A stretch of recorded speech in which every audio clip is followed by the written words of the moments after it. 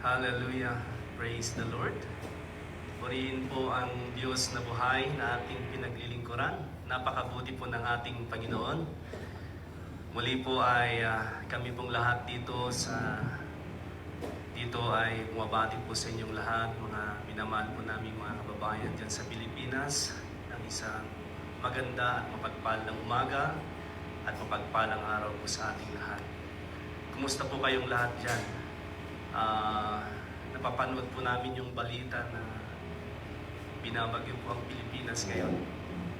Pero purihin po ang Panginoon na kahit man po ganyan ang panahon dyan, ang Diyos ay hindi po tumitigil na pinaparanas po sa atin ang kanyang kabutihan. Amen? At salamat po na hindi po nahadlangan ang mga kapatiran po natin para makadalo. So magpatuloy po tayo na purihin ang sambahin ng Diyos dahil siya naman po ang may control po sa lahat. Kahit bumabagyo, umulan, hawak po ng Panginoon ang ating mga buhay. Purihin po ang Diyos, manalangin po tayo. Ama naming mapagpala, Diyos na dakila at makapangyarihan sa lahat.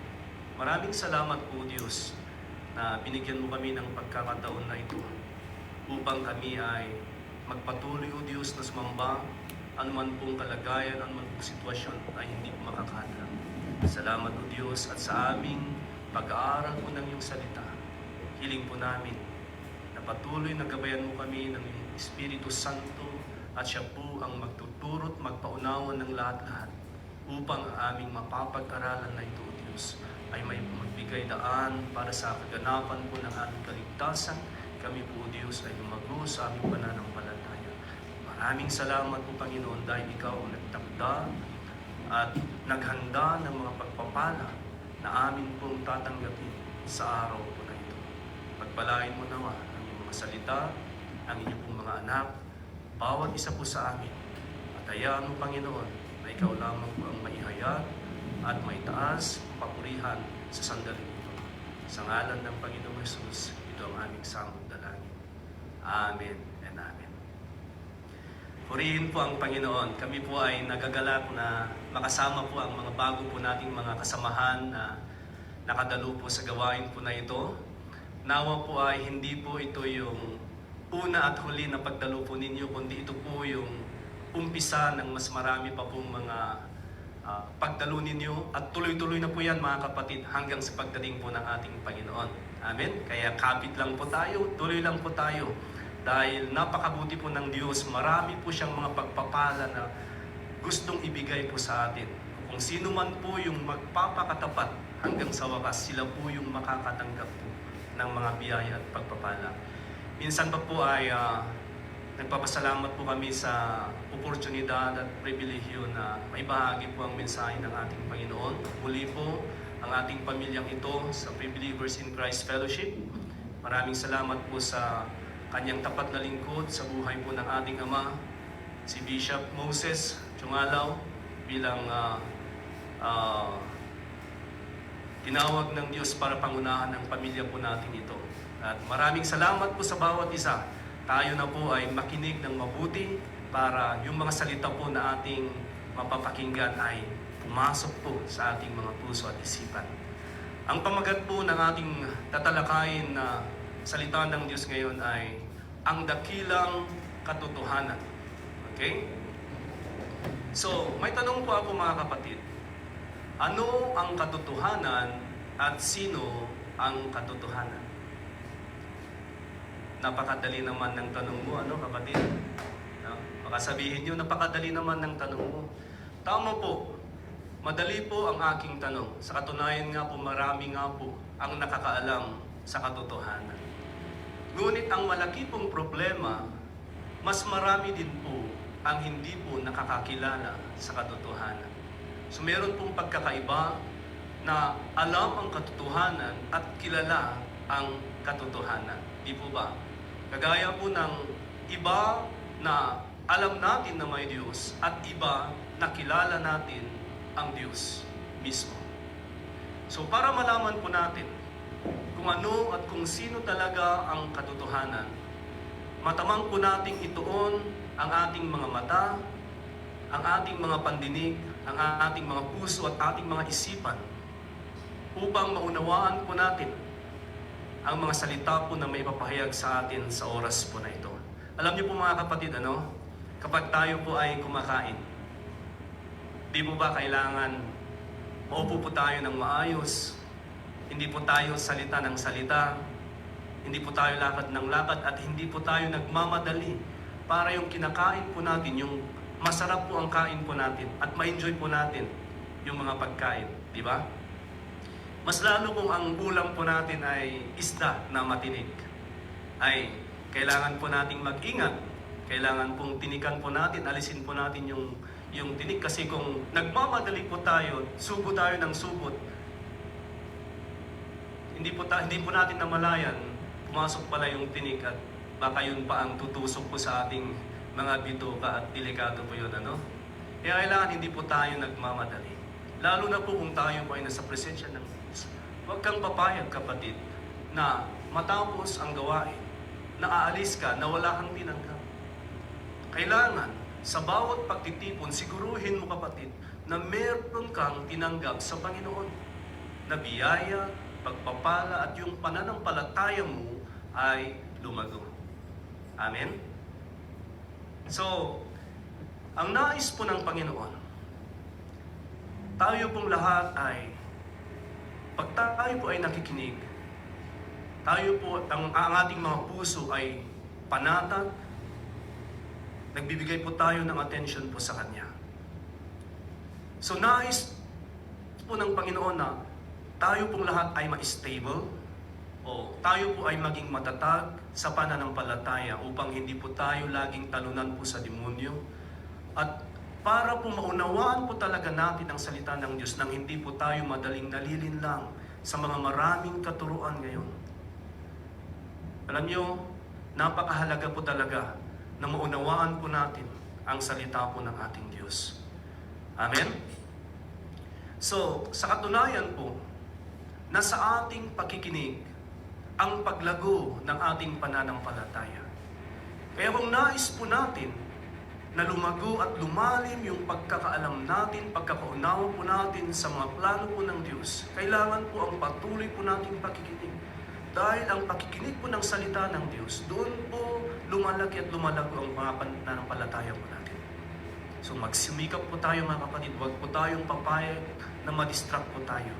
Kaya huwag mong istorbuhin yung kasama mo dyan, kapatid. Makinig ka lang, huwag mong istorbuhin para alam mo, baka nangungusap ang Panginoon sa Kanya, inuisturbo mo. Kaya tayong lahat nasa atensyon. Amen? Kaya kung nais po natin na magbago at mabago ang ating mga buhay, ito po ang dakilang katotohanan na kailangan palagi po natin pinapakinggan.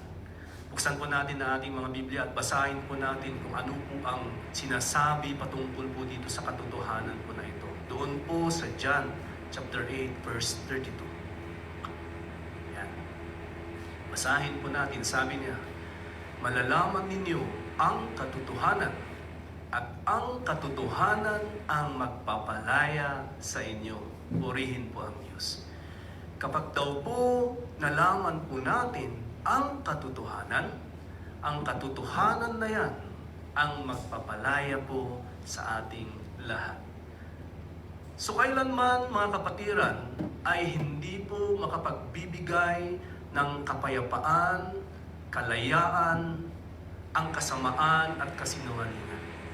Lagi po nating tatandaan. Ulitin ko po, kailanman ay hindi po magbibigay at magdadala sa atin ng kapayapaan at kalayaan, ang kasamaan at kasinungalingan. Sa halip po ay lalo po nitong nilulugmok ang isang tao sa kumunoy po ng pagkakaalipin ng kasamaan kapag ito po ay patuloy na ginagawa.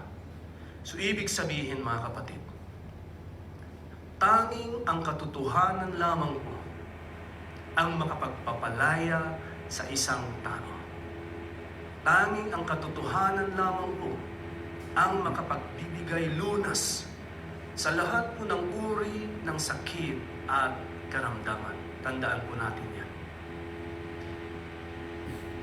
So, maliban po ng isang tao ay mabuhay po sa dakilang katotohanan na ito, ay hindi po siya magtatagumpay. Amen? Purihin po ang Diyos. So ano po ang katotohanan? Ang tanong ko po kanina, ano ang katotohanan? Ang katotohanan na ito ay walang iba kundi ang salita po ng Diyos. Ito yung katotohanang magpapalaya po sa atin sa lahat po ng gawain ng kasamaan, sa gapos po ng demonyo. Ito po yung katotohanang makapagbibigay lunas po sa lahat po ng mga problema at kabigatan po sa atin. Amen? Kaya patuloy po natin na i-desire, magnais po na mapakinggan po ang mga salita po ng Diyos. Dahil napakamakapangyarihan po ang katotohanan po na salita po ng Diyos. Amen? Ito po yung katotohanan na wala pong anumang salapi o mahalagang bagay na pwedeng makabili, papantay, ihigit pa ang salita po ng Diyos. Amen? Maliwanag po ba? So ang salita po ng Diyos ang katotohanan. At sino ang katotohanan na ating binabanggit po dito? Basahin po natin sa John chapter 1, mula sa verse 1 hanggang sa verse 5. Yan. Sabi niya, nang pasimula, naroon na ang tinatawag na salita. Tingnan niyo po mga kapatid. Simula pa lamang, ang salita na tinatawag po natin ay nandoon na po sa kaharian po ng Diyos. Ang salita ay kasama ng Diyos at ang salita ay Diyos. So sino po itong sinasabi at binabanggit po na salita po dito? Wala pong iba kundi ang ating Panginoong Jesus. So sa madaling salita, mga minamahal, mga kapatid, ang salita po ng Diyos at ang Panginoong Hesukristo ay iisa. Maliwanag po ba? Yan po ang magpapatunay. Yan po ay ebidensya na ang salita po at ang Panginoong Hesus ay isa.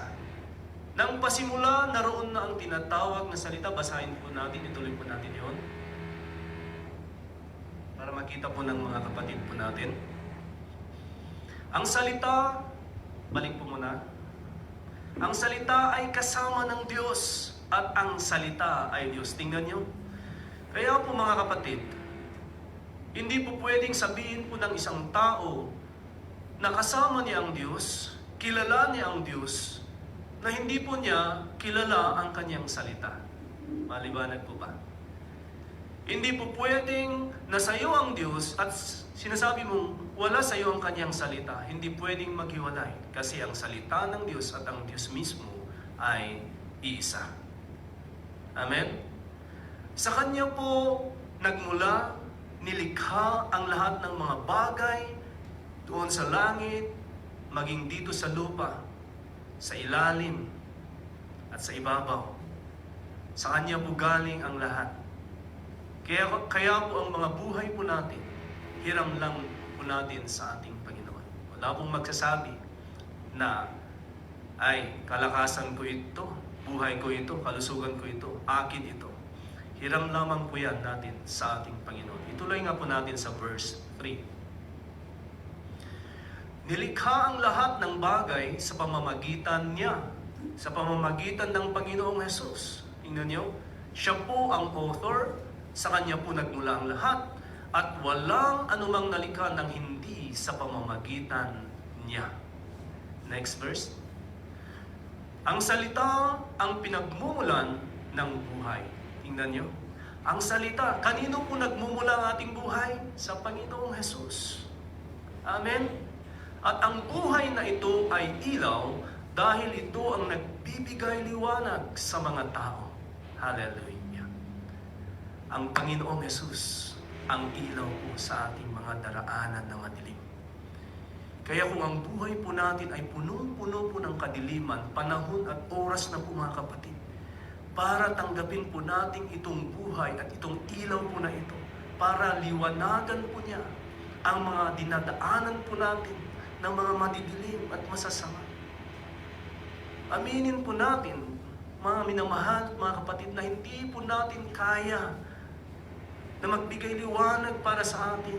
Kailangan po natin ang Diyos, ang liwanag. Siya po nagbigay ng buhay po sa atin. Basahin po muli natin yan para hindi po siya mabitin.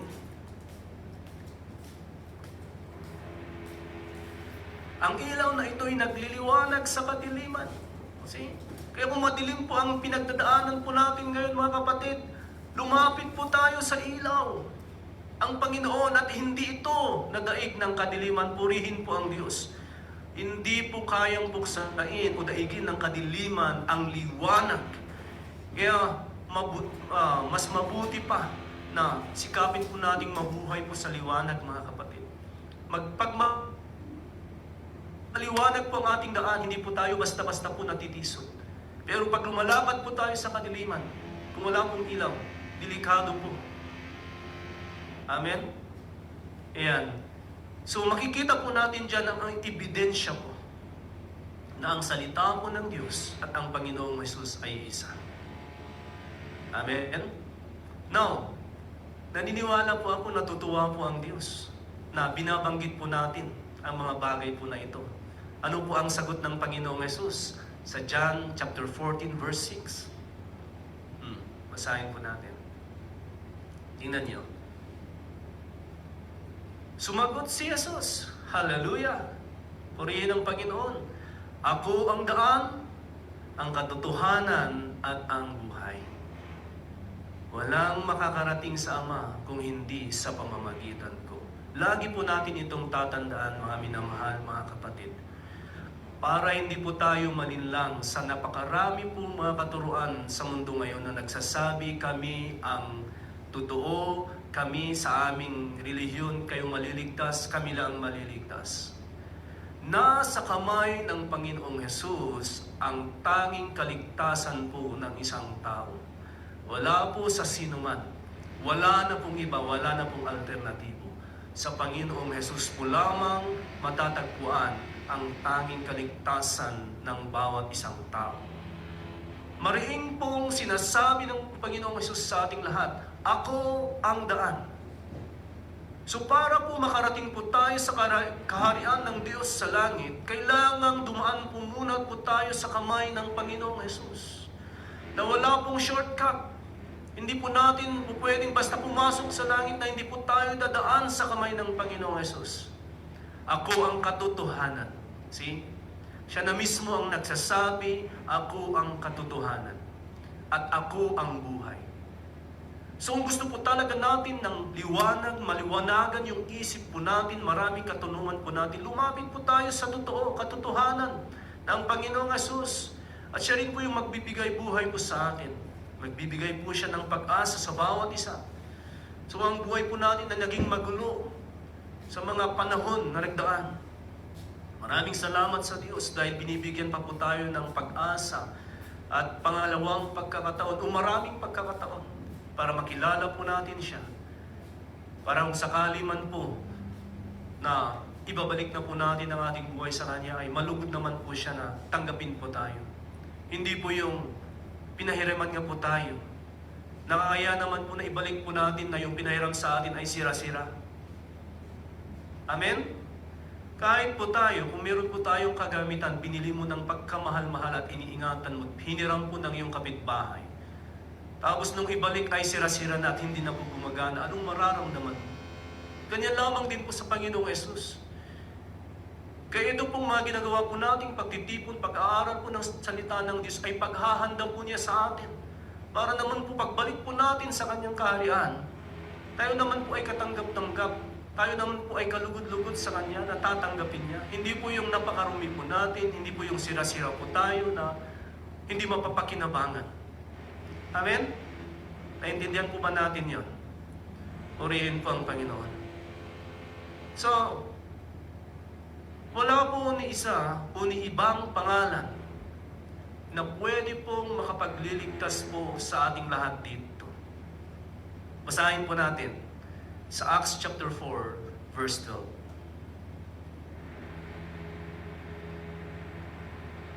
Walang sinuman sa mundong ito. Maliwanag yun? Walang sinuman sa mundong ito ang makapagliligtas sa akin, kundi si Jesus lang. Sino po ba ang makapagliligtas? Si Jesus lang.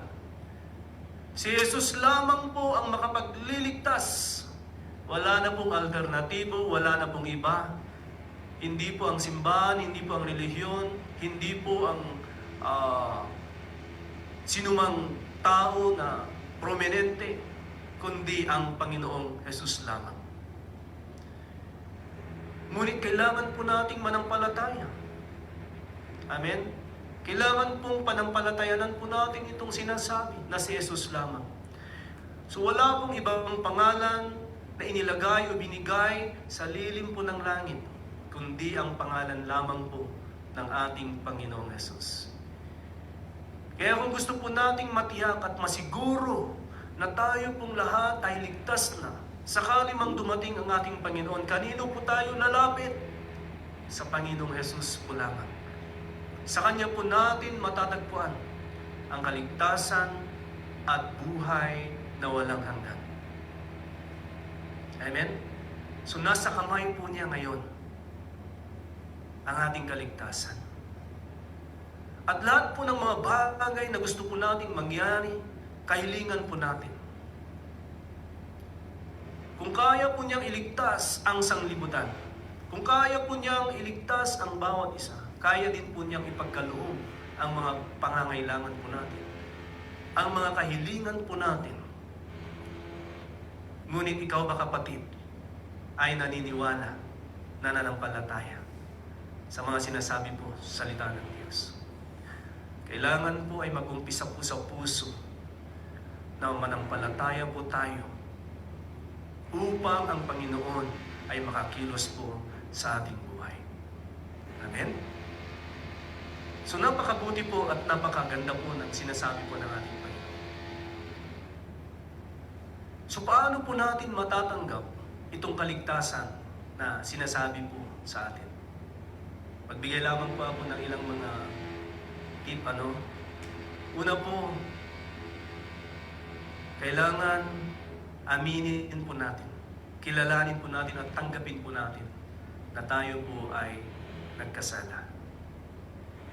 Lahat ng mga makasalanan, kung hindi po magbago at kung hindi po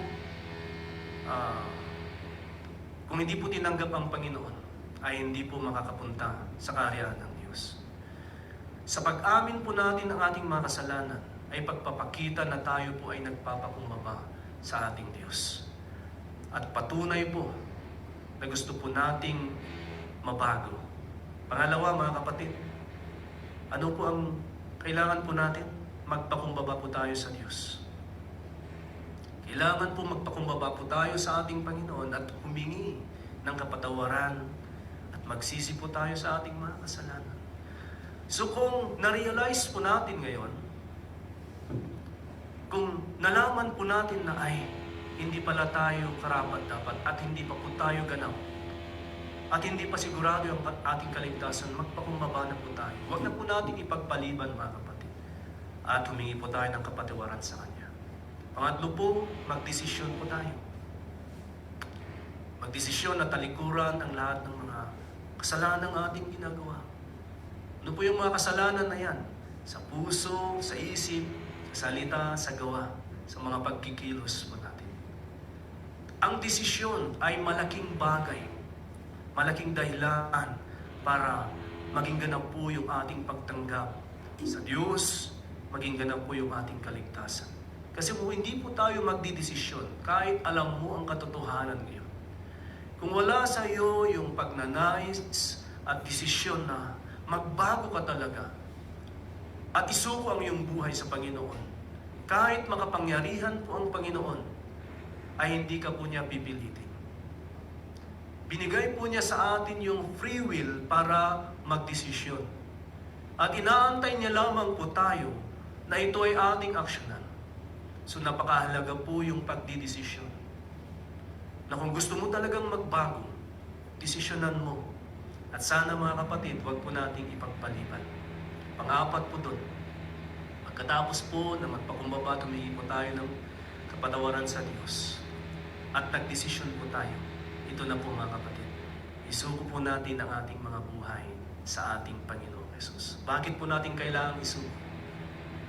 Kasi hindi po pwedeng maghari ang Diyos sa iyong buhay na gusto mo namang ikaw ang maghari. Amen? So kailangan po natin isuko. Napakahalaga po. Para hayaan po natin na ang Diyos ang siya pong manguna. Para hayaan po natin ang Diyos, siya po ang magmaneho sa ating mga buhay. Alam niyo po mga kapatid, tiyak po na pagkatapos po nating gawin ng lahat po ng mga ito, ang Panginoon ay malulugod po sa atin. At yung pagpapala na inihanda po niya bago pa man po tayo dumating, lubos-lubos po na ating tatanggapin at ibubuhos po niya sa atin. Sino po ang may gusto ng pagpapala? Siyempre tayo pong lahat. Gusto rin po natin yung tiyak po na kaligtasan. Dahil napakahirap po kung hindi po tayo ligtas. Impyerno po ang bagsak. Kaya mga kapatid, kung naunawaan po natin itong mensahe na ito, maiksi lamang po. At meron pong panawagan sa ating lahat. Naniniwala po na ako na ang Panginoon ay nangungusap po sa iyo, sa puso mo ngayon. Kung naintindihan mo at naunawaan mo ito, na ang katotohanan at ang daan, ang buhay, ay nasa Panginoong Hesus lamang. Magdesisyon na po tayo na ibigay at isuko po natin ang ating mga buhay po sa Kanya. Amen? Magtulungan po tayo. At dahil ako naman po ang nakatayo ngayon, ako po ang magkagabay sa panalangin sa bawat isa. So kung gusto po nating siguruhin na tayo po ay handa sa pagbabalik po ng ating Panginoon, kailangan po na isuko at bigay po natin ang ating buhay sa ating Panginoon. Mananalangin po tayo at hinihiling ko po ang bawat isa na itong panalangin po na ito, manggagaling po sa iyong puso at bibigkasin po natin sa ating mga bibig. At i-confess po natin ang Panginoong Hesus ay Diyos. Dahil kung sino man po ang magko-confess, magsasabi mula sa kanyang labi ng Panginoong Hesus ay Diyos, sila po ay maliligtas. Ito lamang po mga kapatid ay umpisa pa lamang ng pakikianib po natin, pakikipagrelasyon po natin sa Panginoon. Kaya mas mainam po na kung hindi pa po tayo sigurado, inaanyayahan ko po kayong lahat, bawat isa po sa atin, na isuko po natin ang ating buhay po ngayon. At huwag na po natin ipagpaliban. Maaari po bang tumayo po tayong lahat at tayo po ay mananalangin. Huwag mong intindihin yung katabi mo para hindi ka madistract, kapatid. Ito po ay pakikipag-ugnayan po natin mismo sa Panginoon na personal. So igagayad ko po ang bawat isa sa panalangin po na ito at susundan po natin bilang panalangin po natin. Huwag po kayong pa-distract. Amen? Ang presensya po ng Diyos ay naririto sa ating kalagitnaan ngayon. Tatandaan po niyo yan. So ang pagrespeto po natin sa Kanyang salita ay pagrespeto natin sa ating Diyos. Amen? So tayo pong lahat ay manalangin. Nais ko pong ipikit po natin ang ating mga mata. I-concentrate po natin ang ating puso. At magtaas po tayo ng mga kamay. Huwag po tayong mahiya. Ito po ay panawagan po ng ating Panginoong Hesus sa ating lahat. At manalangin po tayo. Sundan po ninyo ang panalangin po na ito. Amen? Hallelujah. Purihin ka, Panginoon. Hallelujah. Manalangin po tayo. Panginoong Hesus, maraming salamat po sa inyong mga salita na aking napakinggan. Maraming salamat, Panginoong Hesus, at nalaman ko na ako ay makasalanan at hindi pa handa sakaling mang ikaw ay dumating. Maraming salamat, Panginoon, at nalaman ko na tanging ikaw, wala nang iba, na Diyos na makapagliligtas sa akin. Maraming salamat, Panginoon, at nalaman ko na ikaw ang tanging daan, ang katotohanan at buhay. Kaya sa sandaling ito, ako po ay nagdidesisyon, lumalapit at nagpapakumbaba sa iyo. Ako po ay nagsisisi sa lahat ng aking mga kasalanan. Hiling ko, O Diyos, na ako ay iyong patawarin. Linisin mo ako at baguhin mo ako. Maraming salamat, Panginoon. Nawa ay malugod ka at tanggapin mo ako bilang iyong anak. Pinapatawad ko din po, Panginoon, ang lahat ng mga nagkasala sa akin. Dahil nalaman ko na ito ang susi upang ako ay iyong patawarin. Maraming salamat sa dakilang katotohanan na aking natutunan sa araw na ito. Magmula ngayon, ikaw na ang maghari. Pangunahan mo ang aking buhay. Isinusuko ko sa iyo ang lahat-lahat.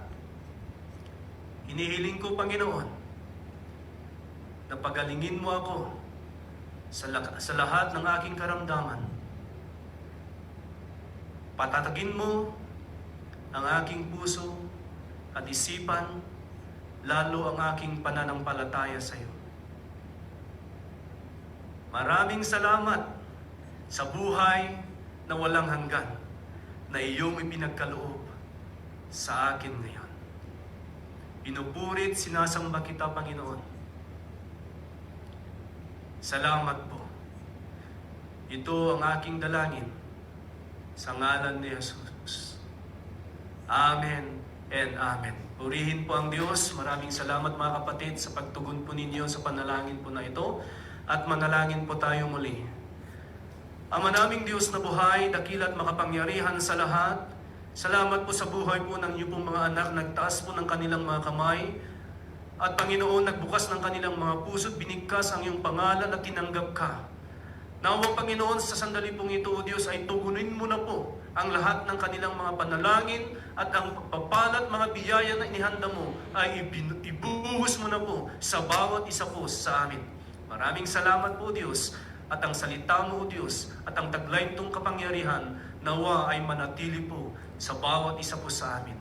Hiling din po namin, O Diyos, na ang iyong dakilang Espiritu Santo at ang iyong salita ang patuloy na gumabay sa bawat isa.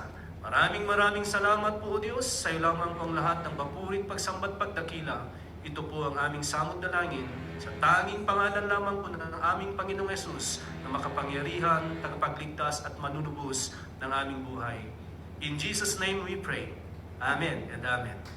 Maraming salamat po at pagpalain po tayong lahat, mga minamahal. Ibalik po natin sa ating